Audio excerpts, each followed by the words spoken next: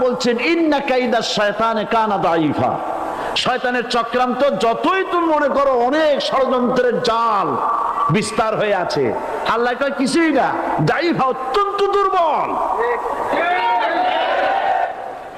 আগুনের ভিতর থেকে আওয়াজ বেরিয়ে এলো, নমরুদ আমার ভিতরে দাহ্য শক্তি জ্বালানো শক্তি আছে কি নাই যদি প্রমাণ করতে চাও, টেস্ট করতে চাও, তুই নিজে আয়, তোরে সুদ্ধা তাম দুনিয়া জ্বালাই দিতে পারি, ইব্রাহিমের এক গাছা পশম জ্বালাইতে পারি না।